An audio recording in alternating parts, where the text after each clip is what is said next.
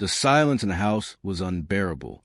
Sarah lay in bed, staring at the ceiling, her body exhausted but her mind restless.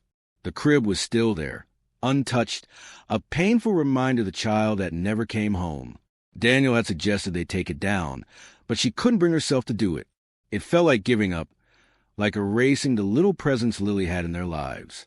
The baby monitor still sat on the nightstand. She knew it was pointless to keep it on, but she did anyway.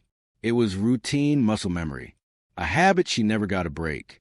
Then, in the dead of night, it crackled to life. Sarah froze. The static hummed softly, and then a faint cry. Her breath caught in her throat.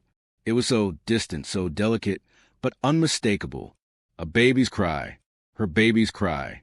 She bolted upright, grabbing the monitor, her fingers shaking. "Lily," she whispered, feeling ridiculous the moment the name left her lips. The crying continued. Soft whimpers, fragile and weak, like a newborn stirring from sleep. Sarah scrambled out of bed, her heart hammering. Daniel stirred beside her, but she barely noticed. She moved through the darkened hallway, her bare feet cold against the wooden floor. The nursery door was ajar, just as she had left it. She pushed it open carefully, the dim glow from the streetlight outside casting long shadows over the walls. The room smelled of baby powder and untouched memories. The crib was empty. The crying had stopped. Sarah stood frozen in place, gripping the baby monitor so tightly her knuckles turned white. The silence was deafening now, pressing down on her chest. Maybe she was imagining things. Maybe she had dreamed it. She took a shaky breath, brushing a hand over the crib's railing. It was smooth, cold, real, and empty. She turned to leave, her pulse still racing, but then she noticed something. The rocking chair in the corner of the room was moving, a soft creak, a gentle, rhythmic sway. Sarah's breath hitched. She hadn't touched it. She hadn't even been near it. She stepped back, her heart pounding against her ribs. The chair slowed, then stopped. The silence stretched. Her own breathing sounded too loud, too unnatural. Then, from the baby monitor in her shaking hands, a sound so soft, so barely there, a tiny giggle. Sarah ran. Voce dis. Sarah barely slept that night. Every time she closed her eyes, she heard it. The tiny, delicate cry, the faint giggle that had sent her fleeing from a nursery. She lay in bed, wide-eyed, listening to the oppressive silence of the house. By morning, she convinced herself it had been a dream. Grief did strange things to the mind, and she was exhausted. She told herself that, over and over. But the baby monitor still sat on her nightstand, as if waiting. At breakfast, Daniel noticed her silence. "You didn't sleep," he said. Sarah hesitated, stirring her coffee, watching the dark liquid swirl. I thought I heard something last night." Daniel put his newspaper down. "What do you mean?" She almost didn't say it. She knew how it would sound, but the words left her lips before she could stop them. The baby monitor. "I heard crying." Daniel's face tensed. He exhaled slowly, rubbing his temples. "Sarah, I know how it sounds," she cut in, "but it was real, Daniel. I heard her." His chair scraped against the floor as he stood. "You're tired. You haven't been sleeping. Maybe it was a dream." Sarah shook her head, swallowing hard. It wasn't a dream. Daniel didn't argue, but the worry in his eyes said enough. That night, Sarah made sure Daniel was asleep before she turned the baby monitor on again. She stared at it, the small green light blinking steadily, waiting. For hours, nothing. Then static, a faint, crackling hum. Sarah sat up, every nerve in her body on edge. The static faded, replaced by a soft sound, a shuffle, a whisper of fabric. Then the crying started again. Sarah's stomach twisted. It was clearer this time, more distinct. She threw the blankets aside and rushed to the nursery. The air inside felt heavier, thick with something unseen. The crib was still empty, but the rocking chair, it was moving again. She stood frozen, watching as it swayed gently, back and forth, back and forth. A chill ran through her. And then, just as she was about to step forward, The chair stopped. Sarah's breath hitched. The room fell completely silent. Then, from the shadows, barely above a whisper, "Mama." Sarah's blood ran cold. The voice had been faint, almost swallowed by the silence, but she had heard it. She stumbled backward, her breath coming in shallow gasps. The nursery felt wrong, too still, too heavy, as if the walls themselves were holding their breath. The crib, the rocking chair, the tiny decorations that once symbolized hope and new beginnings, now they felt like relics of something that had never been. She fled the room, slamming the door behind her. The next morning, Daniel noticed the way her hands trembled over her coffee cup. She hadn't spoken about the night before, and she had barely slept. He didn't press her, but Sarah couldn't ignore it anymore. That afternoon, while Daniel was at work, she started digging. The house had been old when they bought it, full of history. But whose history? She spent hours searching online, skimming old property records, newspaper clippings, anything. And then she found it. A faded news article, nearly 70 years old. A woman named Margaret Whitmore had once lived here. She had been a young mother. Her child, a newborn baby boy, had died mysteriously in his crib. The article mentioned something strange. Margaret had insisted she could still hear him crying. Neighbors claimed she became obsessed, talking to an empty crib, singing lullabies to the silence. No one believed her. And then, one night, she vanished. Sarah's hands shook as she scrolled through the article again. No trace of Margaret had ever been found. The house had been resold, its past buried under time. A cold weight settled in Sarah's chest. Margaret had heard the cries. Just like her. She pushed back from the desk, her pulse hammering in her ears. This wasn't in her head. It had happened before. The thought sent her feet moving, almost on their own, up the narrow stairs to the attic. She hesitated before pushing open the creaking door. Dust floated in the dim light. The air smelled of mildew and forgotten things. And in the corner, half buried under old boxes and faded blankets, she saw it. An old cradle. The wood was warped, the paint peeling. A thick layer of dust coated it, untouched for years. But inside, nestled among cobwebs and decay, lay something chilling. A tiny, child-sized handprint in the dust. Sarah's breath came in shallow gasps. The handprint was small, delicate, as if left by an infant, but the dust was thick, undisturbed. No one had been up here in years. She swallowed hard and stepped closer, her fingers trembling as she reached out. The wood of the cradle was rough beneath her touch, brittle with age. As she brushed some of the dust away, something soft crumpled beneath her hand. A baby blanket, faded and discolored. It lay in the cradle like a forgotten relic. The edges were frayed, the once white fabric now a sickly yellow. She lifted it carefully, and as she did, something slipped out from beneath it, a photograph. It was cracked and curling at the edges. The image, barely visible through times wear, showed a woman cradling a baby. The woman's face was shadowed, but Sarah knew who it was. Margaret. A chill crawled down her spine. The baby in Margaret's arms looked peaceful, but something about the photo felt wrong. The more Sarah stared, the more unsettling it became. The baby's eyes seemed too dark, too hollow, as if they weren't eyes at all. The attic suddenly felt too small, too suffocating. Then a sound. A faint, rhythmic creaking. Sarah's stomach twisted. She knew that sound. The rocking chair. It was coming from downstairs. Her entire body went rigid. She turned, every nerve screaming at her not to move, not to look. But she had to. Descending the attic stairs. She barely breathed. The nursery door stood slightly ajar. The darkness inside yawned like an open mouth. The chair was moving, not a gentle sway this time. It rocked with purpose, creaking violently, slamming against the floor in steady, rhythmic beats. And then it stopped. Sarah stood in the doorway, unable to step forward, unable to move at all. The air in the nursery felt thick, watching. And then, from the crib, came a whisper. "You took my place." The baby monitor in her hand crackled violently, and in the static, she swore she heard laughter. Sarah dropped the monitor, her pulse hammering. The nursery door slammed shut. Sarah clawed the nursery door, her breath ragged. It wouldn't budge. The air inside felt heavier, pressing against her chest like unseen hands. Then silence.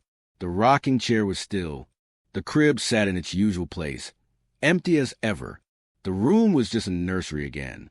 With one last desperate push, the door gave way, sending her stumbling backward into the hallway. She didn't stop. She ran down the stairs, nearly tripping as she reached the living room. Daniel was still asleep. The house was still. Had any of it been real? The next morning, she said nothing, but the weight of it sat in her chest like a stone. Then the bruises started. She first noticed them in the shower, small, fingertip-shaped marks along her wrists and arms.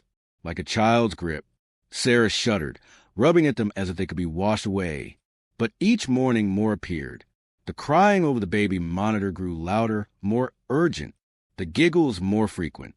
Sometimes she heard soft footsteps in the hall at night. Daniel noticed her unease. "Sarah, you need to sleep," he said, concern lining his face. She hesitated. "You don't hear it?" "Hear what?" She stared at him. How could he not? That night, she set up her phone to record while she slept. If Daniel couldn't hear it, maybe she could prove it.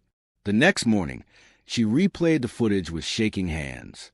The recording was silent at first, just the rise and fall of her breathing. Then, at 2:37 a.m., the nursery door creaked open. Her breath hitched. Soft footsteps, small, uneven, like a child learned to walk, moved across the floor. Then the blanket covering her in bed shifted, as if something had climbed onto the mattress. And then a whisper right next to the phone speaker. "Mama." Sarah's scream caught in her throat.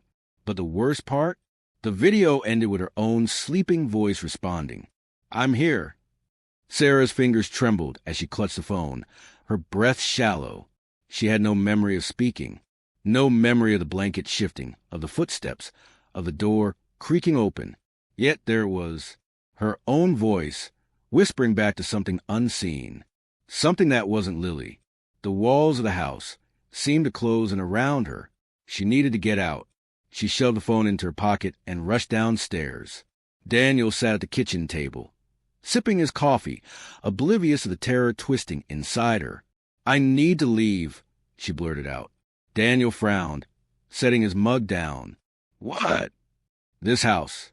"It's not." She swallowed hard. How could she explain what she had seen, what she had heard? "Something is wrong, Daniel. I hear her. She's in the nursery. Sarah," he cut in, his voice tight with concern. "There's no one in that room." Her chest tightened. He didn't believe her. He reached for her hand, his touch warm against her cold skin. "You're grieving. I know this has been hard, but—" Sarah yanked her hand back. "This isn't grief, Daniel. This is real." She pulled out her phone, opened the video, and shoved it toward him. "Listen." Daniel sighed but took the phone. She watched his face carefully as the recording played. His brows furrowed at the creaking door, his jaw tense at the sound of footsteps. But when the whisper came, when he heard her own voice answering back, his face went pale. He set the phone down slowly. For the first time in weeks, he looked scared. "You said you don't remember saying that?" he asked, his voice lower now, more careful. Sarah shook her head. A silence stretched between them, thick and suffocating. Then from upstairs, creak, the nursery door. Sarah's stomach dropped. Daniel turned toward the sound, his face draining of color. He heard it too. The monitor on the kitchen counter crackled to life. And then the laughter, a soft, sweet giggle that didn't belong to Lily. Daniel grabbed Sarah's wrist, his voice barely a whisper. "We need to leave. Now." The house had always felt like a home. Their home, the place they'd planned to raise a family. The place where their daughter would have slept, played, laughed. But now it felt like a prison, a place where something lived, breathing in the shadows. Sarah's heart raced as she followed Daniel up the stairs. He moved quickly, as if the house itself were chasing them. When they reached the nursery door, it stood slightly ajar, as if it had been waiting for them. Sarah hesitated, her hand hovering over the knob. She could hear her pulse pounding in her ears. "This is insane," Daniel muttered, his voice thick with dread. "Just stay close," Sarah whispered back, her throat tight. She pushed the door open, her breath catching in her throat. The room was still. The rocking chair was motionless, the crib empty, but the air was thick with something Sarah couldn't explain, something that clung to her skin, crawled under her nails. The baby monitor on the nightstand crackled to life once more, but this time it was louder, more distorted, as if the air itself was fighting against the static. Then a voice, soft, faint but unmistakable, came through the monitor. "Mama." Sarah's knees weakened. She had heard it before, but this time it was different, more desperate, more alive. The voice wasn't just a sound. It felt like it was reaching inside her, pulling her toward the crib, toward the empty space where her baby should have been. She stepped forward, her feet moving on their own. Daniel was frozen in place, watching her with wide eyes. He reached out a hand, but his voice trembled as he spoke. "Sarah, stop, please." But it was too late. Sarah was already standing by the crib. She could feel the cold air around her, thick with the weight of something ancient. The empty room felt like it was closing in. She turned to Daniel, her voice barely a whisper. "I have to know. I have to understand." Before he could respond, the temperature in the room dropped, a sudden chill that cut through her. Suddenly, the nursery door slammed shut. Sarah jumped, her heart leaping into her throat. She looked at Daniel, but his face had gone pale. His lips were pressed tight together as he backed away. And then she saw it. In the corner of the room, standing near the rocking chair, was a figure, Margaret, the woman from the newspaper article. But it wasn't just a memory. It was her, standing in the shadows, her face hidden beneath a veil of darkness. Her hands, outstretched, held an invisible child. Sarah's breath caught in her throat. She knew immediately. This was a woman who had lost everything. Margaret turned, her eyes, dark and empty, like those of the baby in the photograph, locked onto Sarah. "You should have never heard the cries," Margaret whispered, her voice like a wisp of smoke, a voice that carried the weight of years. "You took my place." Sarah's legs gave way. She stumbled backward, her vision blurred by tears. Daniel reached for her, but the room seemed to tilt, and the floor felt as though it was shifting beneath her feet. And then the figure was gone. The door opened, and the nursery was empty again. Sarah stared at the empty space, her heart sinking. The echo of the voice lingered in her ears. "You took my place." Everything around her began to spin. Sarah could hardly breathe. The room was silent again, but the silence felt wrong. Too heavy. She had seen Margaret, the mother who had lost everything, and now it felt like the house had claimed another victim. Her. Daniel reached out and pulled her toward him, his grip tight, as though afraid she might vanish into the air. "Sarah, we need to leave. This isn't just grief anymore. This house, this place, it's cursed. We can't stay here. We need to go right now." But Sarah couldn't move. Her legs felt like stone. She couldn't stop thinking about Margaret's eyes, the dark, hollow eyes that had seemed to look right through her, the way her voice had trembled with ancient pain. "You took my place." The words rang in her ears, louder now. It wasn't just a warning. It felt like a truth. She turned to Daniel, her voice barely a whisper. "I can't leave." He stared at her, his face stricken. What do you mean you can't leave?" "Sarah, I have to end this," she cut him off, her voice shaking but firm. "It's the only way. I have to finish what she started." Daniel stepped back, his expression torn between fear and disbelief. "Sarah, this is madness. There's nothing for us here anymore. We've lost everything." But Sarah's eyes were drawn to the crib, the empty crib that had once been filled with hope. It was silent now, but the weight of its emptiness was suffocating. The rocking chair sat still in the corner, but she could almost feel it waiting for her. "I can't explain it," Sarah whispered, her throat tight, "but I know what I have to do." She turned away from him and walked toward the cradle in the attic. The old cradle, the one she had found in the corner of the attic, the one that had been buried in dust and shadows for decades. Sarah had been avoiding it, too afraid to touch it again. But now she knew this cradle was a key. Her heart pounded as she climbed the stairs to the attic once more. She didn't look back. When she reached the attic, the air felt colder, thicker, as if the house were holding its breath. The cradle stood in the same spot, still covered in dust, its warp was seemingly unchanged since the last time she saw it. But the handprint, the child's handprint, was still there, burned into the dust. Her hands shook as she knelt in front of it, brushing the dust aside. She could feel the weight of its history, its sadness, its loss. Margaret's grief had never left this house. And now, Sarah's grief was part of it too. She closed her eyes and whispered, "I'm so sorry. I'm so sorry we couldn't save you." And then, with trembling hands, she reached into the cradle. The instant her fingers touched the wood, a rush of cold air filled the room. The walls seemed to pulse with an otherworldly energy, and the whispering began again. But this time, it wasn't just one voice. It was a chorus, a plea.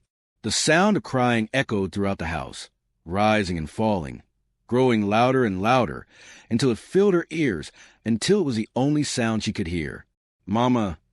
She snapped her eyes open, and the room seemed to blur around her. She felt a pull, something tugging at her, urging her to stay. But she couldn't. She had to break the curse. The crying filled Sarah's ears, louder now, as though the house itself was alive with the voices of the past. The whispers swirled around her, each one different, but all filled with the same agonizing pain. The walls seemed to pulse, the very air in the room thick with an oppressive energy that threatened to swallow her whole. Sarah's hand trembled as it rested on the cradle. The cold was biting into her skin. She could almost feel the presence of Margaret standing just behind her, urging her to stay, to join the endless cycle of grief that had trapped this house in its grip. But Sarah knew what she had to do. She drew in a sharp breath, the weight of her decision pressing heavily on her chest. She had been drawn to this place, to the cradle, to Margaret's grief. But it wasn't just the past she had to confront. It was her own loss, her own pain. She had to let it go. Tears welled in her eyes, and for a moment, Sarah let herself feel the full weight of her heartache. Lily, her precious little girl, taken from her before her time. She had to forgive herself. The cries around her grew louder, more insistent, but Sarah shook her head, her voice trembling but resolute. "I'm sorry, Margaret. I understand now." With a final, heart-wrenching sob, she whispered, "I release you, both of you." The room seemed to freeze. The air went still. For a moment, everything was silent. But then, in the stillness, something began to shift.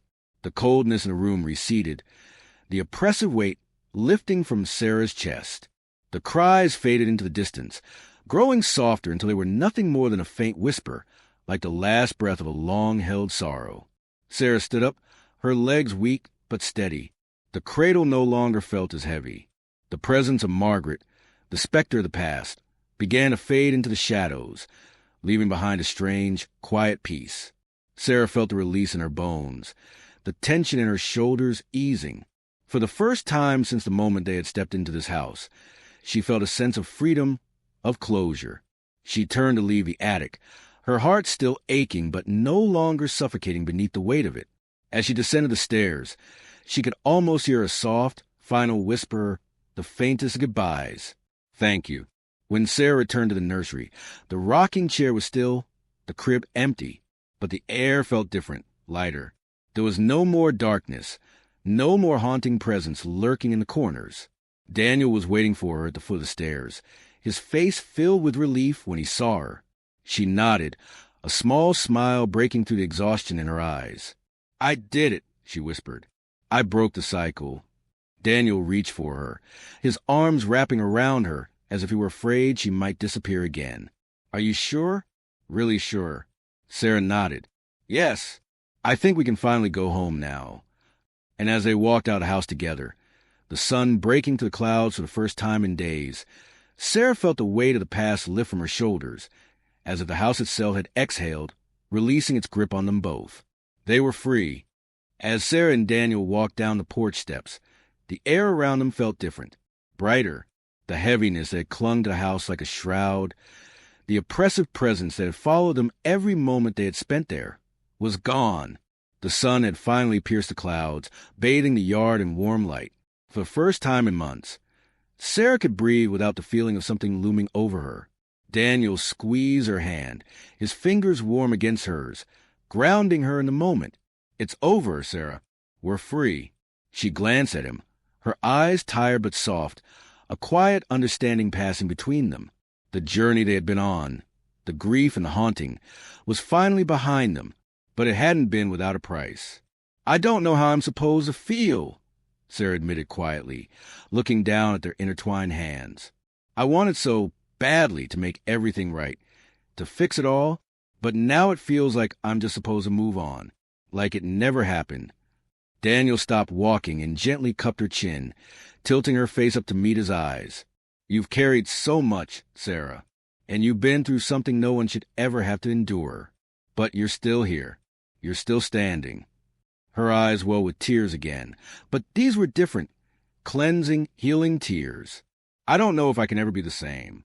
Losing Lily, it's like a part of me is always missing." Daniel nodded, his thumb brushing her cheek.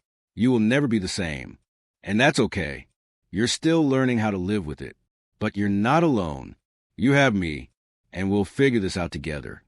She smiled through her tears, and the weight that had been suffocating her began to feel lighter. Slowly, like the dawn breaking, she felt the beginning of healing. It wouldn't be easy. There would still be days of sorrow, days when the grief would resurface like a deep, aching wound. But it wouldn't consume her. Not anymore. As they reached the car, Sarah looked back at the house one last time. The once feared place now stood silent and empty, its windows staring back at her like hollow eyes. But she didn't feel the same unease, the same pull that had kept her in its grip. She felt at peace.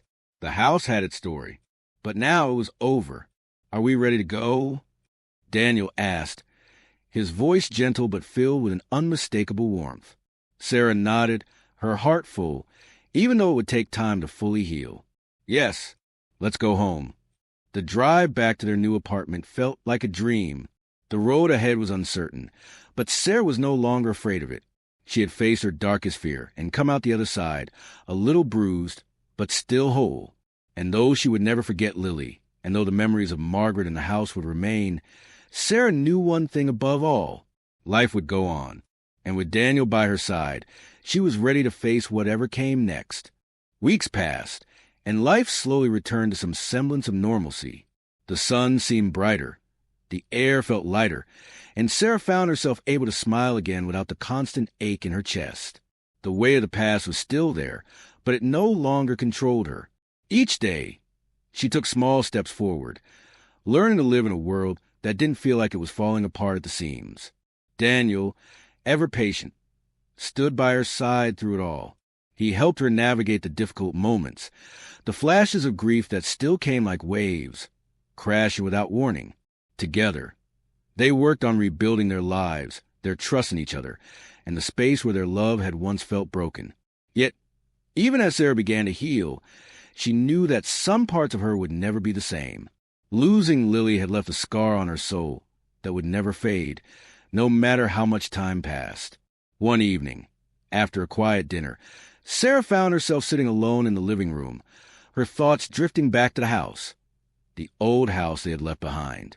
She hadn't thought about it much since they moved. She had chosen to leave it all behind, to never look back. But tonight, something felt different. A sudden shiver ran down her spine, and she glanced at the old family photo on the mantel. It was one of the last photos they had taken together before Lily's passing, and Sarah had kept it in the house to remind her of happier times. But tonight, its presence felt heavy, almost too much. She stood and walked over to the mantel, picking up the photo frame.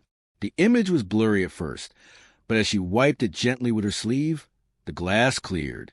And then, just beneath the surface of the photograph, something caught her eye, a shadow, not in the background, but just at the edge of the photo, a blurred figure standing at the door of the living room.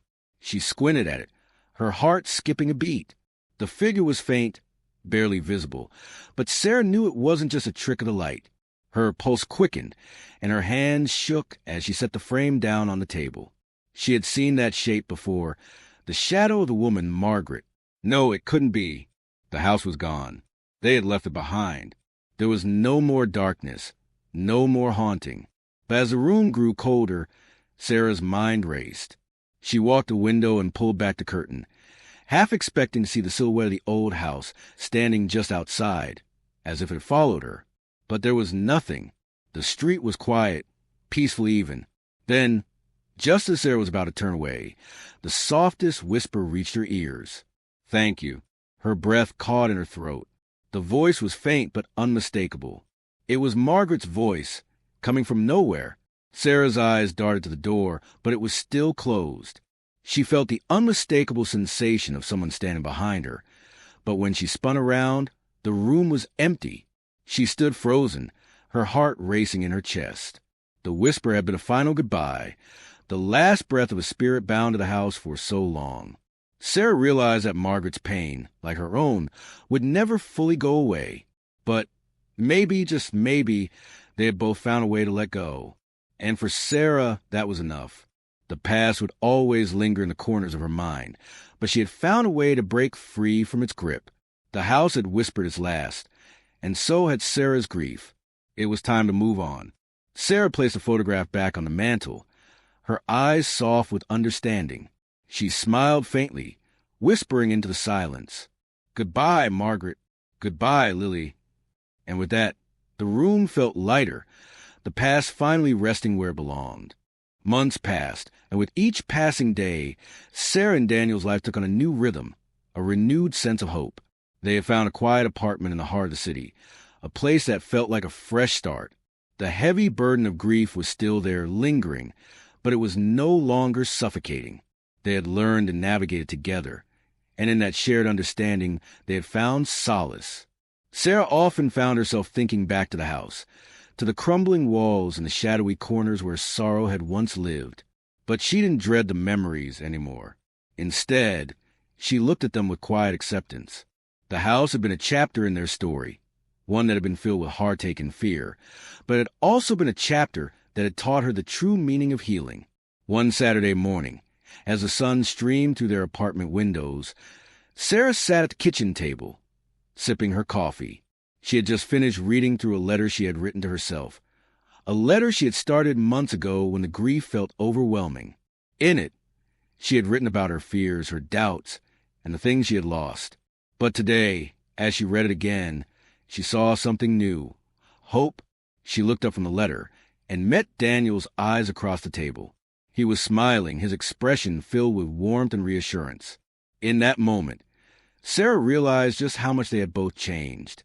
They had rebuilt their lives, piece by piece, and though there were still difficult days, they had each other to lean on.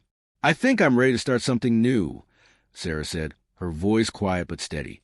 Daniel raised an eyebrow, his smile growing. "What do you mean?" Sarah placed the letter down and stood up, moving toward the small bookshelf that sat by the window. She reached for a photo album, a new one they had started filling with the memories of their life together since moving into the apartment. She opened it to the page with their wedding photo, a picture of the two of them standing beneath a tree, smiling like they had just stepped into the future. "I've been thinking," Sarah said softly. "Maybe it's time we create new memories. Maybe it's time to fill this album with moments of joy." Daniel stood and walked over to her, wrapping an arm around her shoulders. "I think that's a wonderful idea," he said, his voice gentle. "We deserve that, Sarah. We deserve to look forward." She smiled and leaned into him, the weight of the past still there but no longer consuming her. She had learned that healing wasn't about forgetting. It was about embracing the present, even in the midst of pain. Sarah glanced out the window, the city skyline stretching before her, filled with possibilities. There would still be moments when the past would come knocking, when the memories of their lost child would tug at her heart. But Sarah knew she had the strength to face them. "I think we'll be okay," she whispered, more to herself than to Daniel. "We've come so far, and we'll keep moving forward." As they stood there together, watching the sunlight dance through the leaves of the tree outside their window, Sarah felt a deep sense of peace settle in her heart. The past had shaped her, but it no longer defined her. She had survived the darkness, and now she was ready to embrace the light. The chapter they had written in the house was over, but the story was far from finished.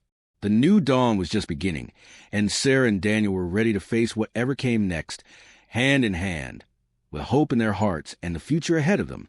It had been nearly a year since Sarah and Daniel moved into their new apartment, and with each passing day, the echoes of the past began to fade, though never completely. Sarah had come to realize that some memories were too deep, too rooted in her heart to be completely erased, but they no longer haunted her. She had learned how to let them coexist, not as shadows, but as parts of her story. One cool autumn evening, Sarah found herself walking through a park near their apartment, the crisp air carrying the scent of fallen leaves. It was a peaceful walk, one she often took to clear her mind, to reflect on the journey she had traveled from the darkness to the light. As she strolled along the path, her thoughts drifted to Lily, her sweet, innocent daughter. Sometimes, on quiet nights, when the world was still, she could almost feel Lily's presence beside her, a faint whisper in the wind, a soft laughter that seemed to come from nowhere. Sarah didn't try to chase those moments anymore. She had learned to accept them, to find comfort in them. Sarah stopped by a small bench, gazing at the lake in the distance, the water reflecting the golden hues of the setting sun. She closed her eyes for a moment, breathing in the cool air, letting it settle into her lungs. "You okay?" Daniel's voice broke through her reverie. She opened her eyes to see him walking toward her, his expression warm and loving. Sarah smiled softly and nodded. "Yeah, just thinking." He sat beside her, his arm resting around her shoulders as they both watched the tranquil lake. "About Lily?" She didn't answer right away, but instead let her fingers trace the cool metal of the bench beneath them. "About everything. About how much has changed since we left that house. How much I've changed." Daniel's gaze softened as he reached for her hand, his thumb gently brushing over her skin. "You've been through more than anyone should have to, but you're still here. You're still strong." A bittersweet smile tugged at Sarah's lips. "I don't know if I feel strong. I feel different, but I'm learning to be okay with that." They sat in silence for a while, the soft rustle of leaves the only sound around them. Sarah had stopped questioning why it all happened. The loss, the haunting, the grief. It had happened, and while she couldn't change the past, she could shape the future. She had learned that healing wasn't linear. There were days when she felt like she was standing on the edge of her grief again, but there were also days where she felt more whole than she had in a long time. "You've given me hope, Daniel," Sarah said, her voice soft, but filled with sincerity. "I didn't know if I would ever get to this point, but I feel like I'm finally beginning to live again. Not just survive, but truly live." Daniel turned to her, his eyes reflecting the same warmth she had come to depend on. "You've always had that strength. I just gave you the space to find it." A smile broke through Sarah's somber thoughts. She leaned her head on his shoulder, feeling the weight of the world slip away for just a moment. The world around her felt still, and in that stillness, she found peace. And though there were still moments when her heart ached for the daughter she had lost, Sarah knew she had found something she thought she might never see again, a future. In the distance, the last rays of the sun dipped below the horizon, and Sarah let herself believe that no matter how dark the past had been, the echoes would eventually fade, and she would carry on, forever changed but alive, ready to step forward into the future. It was an ordinary Tuesday morning when Sarah received the call. Her phone buzzed on the kitchen counter, its screen flashing a name she hadn't seen in months. The real estate agent who had helped them sell the old house. A cold shiver ran down Sarah's spine as she hesitated, staring at the screen. The last time she had heard from this person had been the day they finalized the sale, the day they left the house behind them, the house that had haunted them, the house that had nearly destroyed her. She picked up the phone with trembling hands. "Hello." "Hello, Sarah? This is Tom Sullivan, the real estate agent. I hope you're doing well." His voice was polite, but there was an underlying urgency in his tone. Sarah felt her breath catch. "What's going on, Tom?" "I'm afraid I have some news," Tom continued, his voice dropping to a quieter register. "The house you sold, there's been an issue. It's difficult to explain." Sarah's heart pounded. She clenched the phone tighter. "What do you mean? An issue?" There was a pause on the other end before Tom spoke again. The new owners are reporting strange occurrences. They've contacted me several times over the past few weeks. Unexplained noises, shadows, a feeling of being watched. I thought maybe you should know. It's as if the house hasn't let go. Sarah's breath caught in her throat. She could hear her pulse pounding in her ears. The house wasn't done with them. I knew it, Sarah whispered, though she wasn't sure if she was speaking to Tom or to herself. I knew it wasn't finished. Tom's voice grew softer, almost apologetic. I'm sorry to bring this up, but I thought you should hear from me. The owners are asking if the house had any history. If it was, connected to something. They don't want to stay there. If it's haunted. The word haunted hung in the air, a chilling echo that made Sarah's stomach turn. She remembered the whispers, the feeling of being trapped, of being pulled into something dark and ancient. Margaret's grief had never truly left the house. She closed her eyes for a moment, trying to steady herself. What are they going to do about it? They've hired a paranormal investigator. They want to try and figure out what's going on before they make any decisions. A sinking feeling washed over Sarah. She didn't know if she wanted to know what the investigator might uncover, but a part of her couldn't ignore the pull. The house had been such a significant part of their lives, an anchor to their pain, their fears. Could it really be over? I don't think it will ever be finished, she whispered, more to herself than to Tom. Sarah, Tom said gently, I know this might be unsettling, but I want to let you know, just in case you were curious, or if you wanted to come back and see the house again. Sarah's mind raced, but her heart was set. She knew she couldn't go back, not to the house, not to that place of darkness. They had left it behind for a reason. I can't, she said, her voice quiet but firm. I can't go back. Tom paused. All right, Sarah, I just thought you should know. If anything changes, you can reach out. Sarah hung up the phone slowly, her mind a whirlwind of thoughts. The house wasn't finished with them, but she was finished with it. She'd broken free. And no matter what happened to the new owners, she wasn't going to let that place steal any more of her peace. Daniel entered the room just as she put the phone down. He could see the unease in her face. What happened? The house, Sarah whispered. It's still haunted. Daniel's expression shifted, a mix of concern and understanding. He walked over to her, wrapping his arms around her. You're safe now, Sarah. We're safe. That house doesn't control us anymore. She nodded, leaning into him. For a moment, she was just there, present, breathing, free. But deep inside, she knew something she couldn't deny. The house may have been sold, but its presence lingered in the corners of her mind, a reminder of what they had gone through. And for the first time, Sarah understood that some battles weren't meant to be fought more than once. The weeks that followed Tom's call were filled with an unsettling sense of quiet. The sun still rose each morning, and life outside their apartment continued its usual rhythm. But inside Sarah, a quiet storm raged. She couldn't stop thinking about the house, about the shadows that had clung to the walls and the whispers that had curled in the corners of her mind. It felt like a thread tied to her soul, one that wouldn't break no matter how far she ran. One night, as Sarah lay in bed, staring at the ceiling, she felt a strange tightness in her chest. It wasn't the overwhelming grief she had lived with for so long, nor was it the sharp, immediate fear of the past. No, this was something different, something deeper. It was a feeling that had no name, a presence, as if something was watching her, just beyond her reach. She rolled over to face Daniel, who was sound asleep, his breathing steady and calm.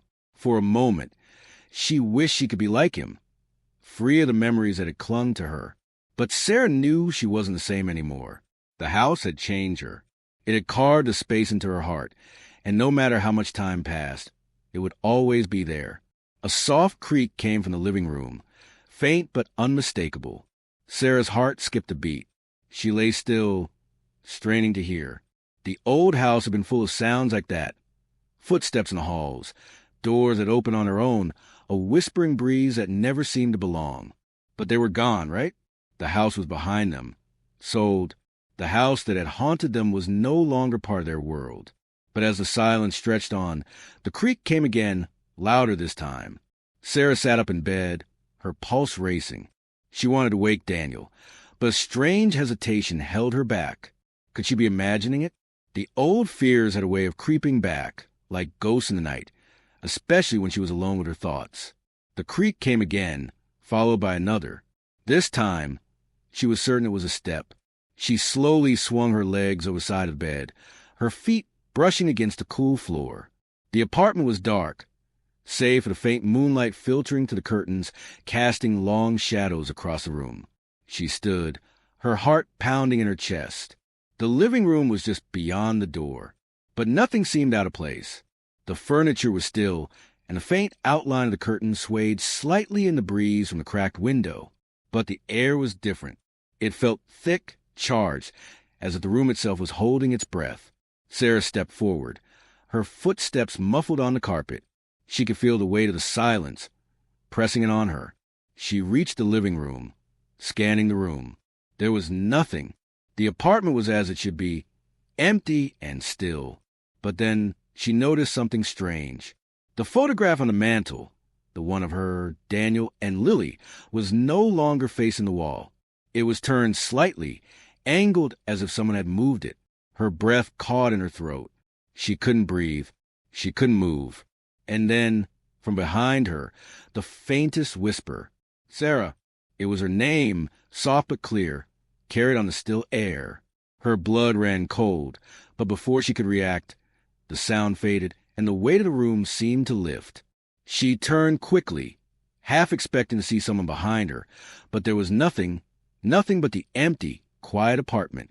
It couldn't be happening again. She had left the house behind. She had left the haunting behind. But as the whisper hung in the air, Sarah knew that some things were not so easily shaken. And the house, no matter how far away it was, still had a way of finding her. She stood there for a long time, her heart hammering in her chest, the fear creeping back like a slow tide. When she finally returned to bed, she didn't tell Daniel what had happened. Not yet. She didn't want to bring the darkness back into their lives. But deep inside, Sarah knew, no matter how far she ran, the past would always follow. And she could only hope that one day the house, its whispers, its shadows, would finally be quiet. The days after the whisper were filled with an eerie stillness that Sarah couldn't shake. Every little noise, every creak of the floorboards, every flutter of the curtains made her jump, her nerves on edge. It felt like she was living on the edge of something, like the past was circling her, waiting for the right moment to reach out and pull her back into its grip. Daniel noticed a change in her. She'd stopped sleeping through the night. He'd catch her staring off into space, lost in thoughts she wouldn't share. Her body language had become stiff, her movements more careful, as though she feared the air itself. He reached out to her one evening as they sat on the couch, the soft light of the television flickering in the background. Sarah was quiet, her eyes glazed over, staring at the screen but not really seeing it. Sarah, Daniel said gently, his voice a mix of concern and love. We need to talk about what happened, about the whisper. Sarah stiffened at the mention of it. She wanted to dismiss it, to pretend it was just her imagination running wild. But deep down, she knew it wasn't. I don't want to talk about it, she whispered, shaking her head. I thought I was done with that place. Daniel reached for her hand, his touch warm and grounding. I know, love, but if it's still affecting you like this, we need to face it. You don't have to go through alone. His words pierced through the wall she'd built around her heart. She had spent so long carrying the burden of grief and fear by herself. But maybe, just maybe, she didn't have to anymore.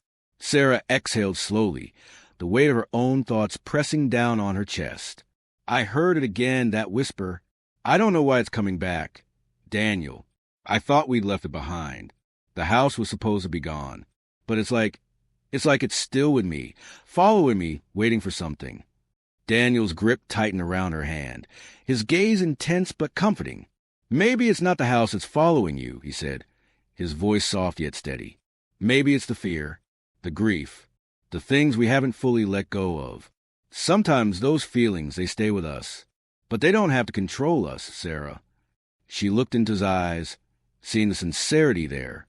For so long, she had been haunted by the trauma of losing their child, by the memories of the house and the terror that it had created. But could it be true?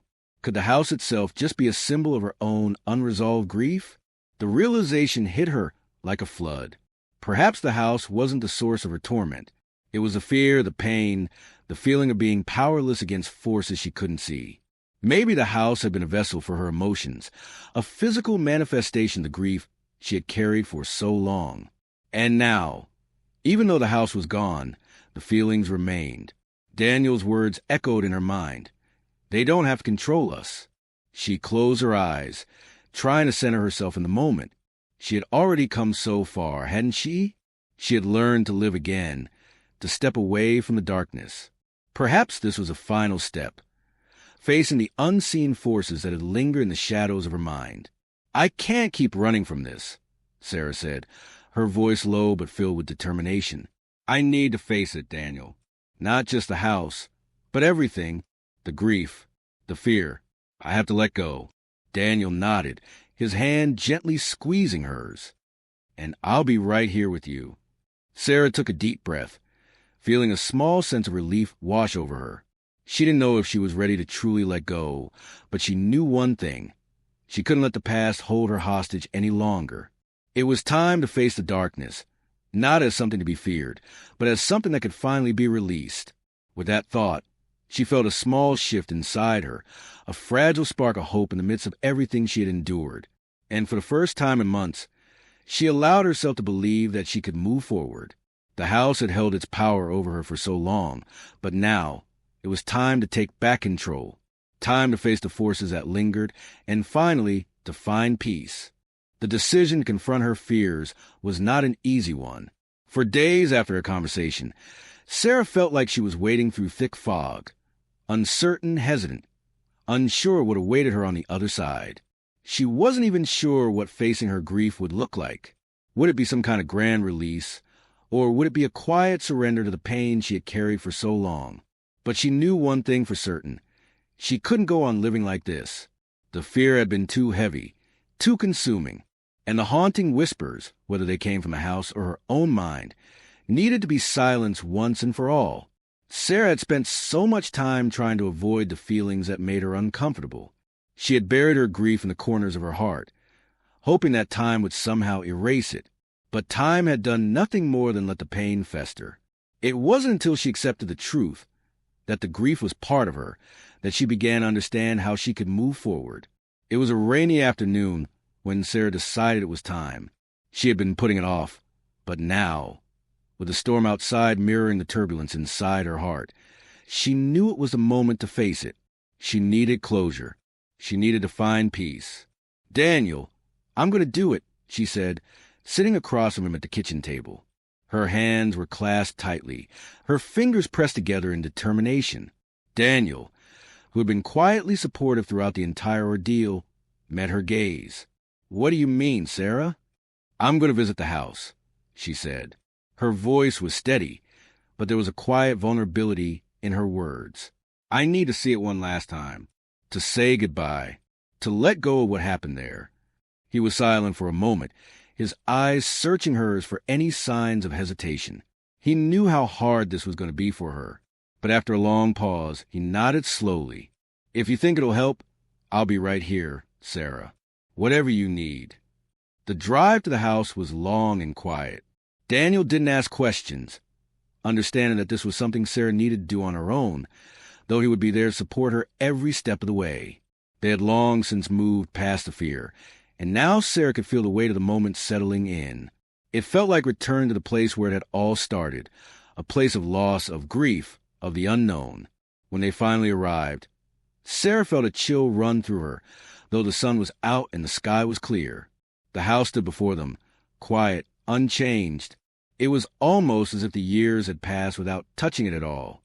The paint had started to peel, the yard overgrown with weeds, but the structure itself was solid, just as she remembered it. Sarah felt a lump in her throat as she stepped out of the car, her legs shaky as she walked toward the front door. It was as if the house was waiting for her, ready to drag her back into its dark embrace. She took a deep breath, summoning every ounce of strength she had. "Are you sure you want to do this?" Daniel asked, his voice filled with concern as he stood beside her. Sarah nodded, her gaze fixed on the front door. I have to. I need to say goodbye, Daniel, for myself. She turned the doorknob, and the door creaked open with a familiar sound, just like it had all those months ago. The air inside was still, heavy with the memories of everything that had happened. She stepped into the hallway, her eyes taking in every detail. The old creaky stairs, the peeling wallpaper, the familiar smell that used to fill the air when they first moved in. It was all still there, unchanged, frozen in time. And then, as she walked deeper into the house, she saw it.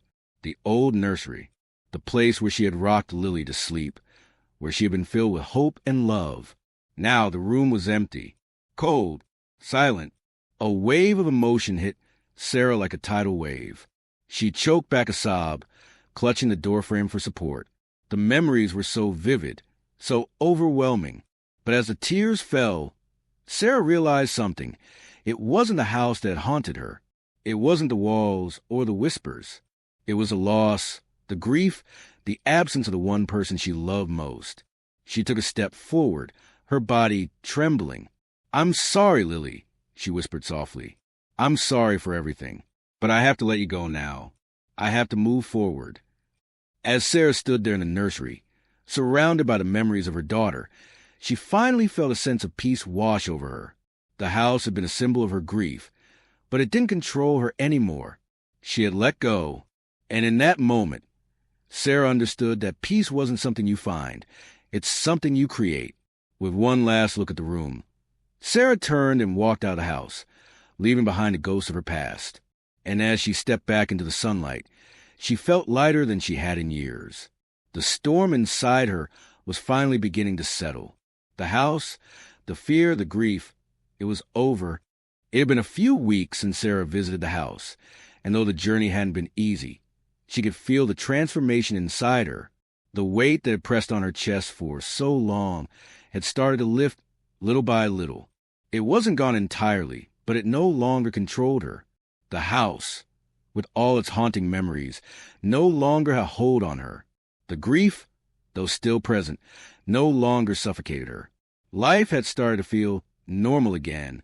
Sarah and Daniel began to settle into their new routine, one that didn't revolve around the past. Daniel had noticed the difference, too. She was lighter now, laughing more often and not as distant. The quiet anxiety that had clung to her was slowly being replaced with a calm determination. She was beginning to heal. One evening, as they sat together in the living room, Daniel glanced at Sarah with a smile. "You know, we haven't talked about what's next. Now that we've moved on from the past, what do you want to do? Where do you want to go?" Sarah smiled softly, her heart swelling with the realization that she was finally ready to think about the future. "I've been thinking about it a lot," she said, her fingers gently tracing the edge of her coffee cup. "We spent so long in survival mode, just getting through the day.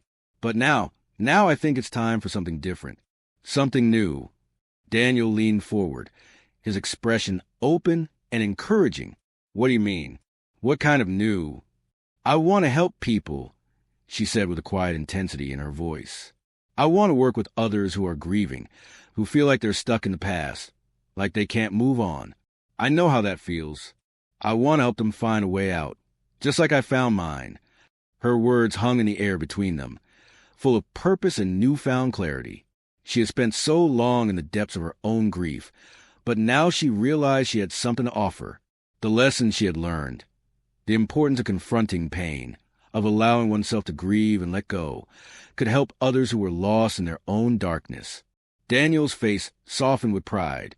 "That's an incredible idea, Sarah. You're ready for it. You've already come so far. This could be your way of turning everything you've been through into something meaningful." Sarah felt a warmth spread through her chest, grateful for his support. He was right. She was ready, in a way. Helping others would be like helping herself, a way to continue her healing, to connect with others on a deeper level. It would be a path forward, a way to take all the pain and transform it into something beautiful. The next few months were a whirlwind of planning, certifications, and training. Sarah worked tirelessly, her passion driving her forward.